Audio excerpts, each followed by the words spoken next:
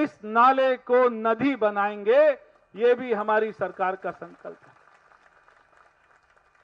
यहां पर जब मुख्यमंत्री जी आई थी तो मुख्यमंत्री जी ने कहा कि पार्क के साथ साथ ये पूरी सड़क का भी निर्माण कर दीजिए, और मेरे विभाग द्वारा इसकी पूरी योजना बन गई है।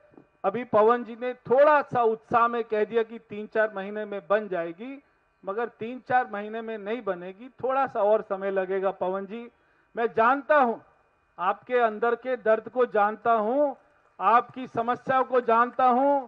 रोज सुबह आप जब अपने ऑफिस में लोगों से मिलते हैं तो लोग आपका कुर्ता पकड़ते हैं। मैं जानता हूं लोगों को पानी की समस्या है, सीवर की समस्या है, मगर ये समस्या 9 महीने में पैदा नहीं हुई। ये समस्या पिछले कई सालों की समस्या है, क्योंकि भाई उत्तम तो 2 तरीके के होते हैं। एक जो है गुंडागर्दी में उत्तम हो सकता है, एक विकास में उत्तम हो सकता है। पहले के विधायक गुंडागर्दी में उत्तम थे, आज के विधायक विकास में उत्तम है। तो ये काम भी पवन जी के हाथों से होना था। ये बहुत ही शानदार पार्क बनने जा रहा है, और ऐसा नहीं है, यहां पे पार्क में छठ पूजा भी होती है, दुर्गा पूजा भी होती है, सारे त्योहार मनाए जाते हैं। ऐसा नहीं है कि पार्क बनने के बाद में ये त्योहार बनने बंद हो जाएंगे। हमने उसकी व्यवस्था भी करी है। छठ पूजा भी पार्क बनने के बाद में छठ पूजा भी धूमधाम से और भव्य तरीके से बनेगी, दुर्गा पूजा भी बनेगी, और भी जो भी यहाँ पे सांस्कृतिक कार्यक्रम होते हैं वो भी होंगे।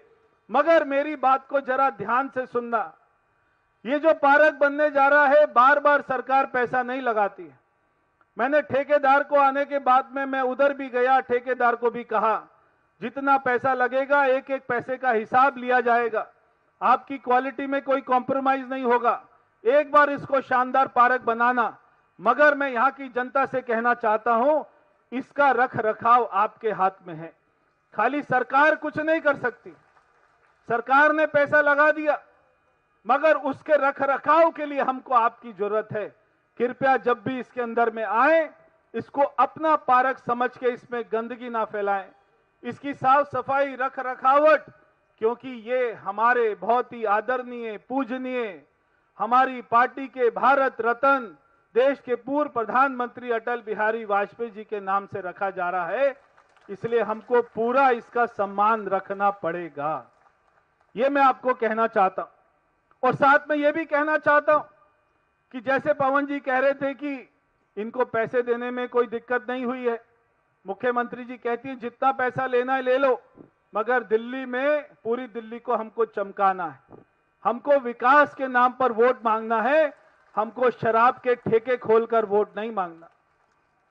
हम आज कह सकते हैं कि हर विधानसभा में 100-100 करोड़ के काम चल रहे हैं। आज अकेली उत्तम नगर विधानसभा की अगर मैं बात करूं, अनऑथराइज कॉलोनी के कामों में आपका 44 करोड़ रुपए काम हो रहा है, और डीवीडीपी के जो काम हैं उसमें 76 करोड़ के काम हो रहे हैं। जल बोर्ड और पीडब्ल्यूडी के भी कामों को अगर मैं ऐड कर दूं, आईएफसीबी के अगर मैं कामों को ऐड कर दूं, तो 9 महीने में पवन शर्मा जी 150 करोड़ रुपया दिल्ली सरकार से लाकर उन्होंने अपने यहां पर काम या तो शुरू करवा दिए हैं या शुरू होने वाले जिसके टेंडर हो चुके हैं। ये छोटी बात नहीं है 150 करोड़ रुपए खर्च करना। विधायक को तो 5 करोड़ का फंड मिलता है, मगर पवन शर्मा जी जैसे विधायक जब भी आते हैं कुछ ना कुछ लेकर ही जाते हैं।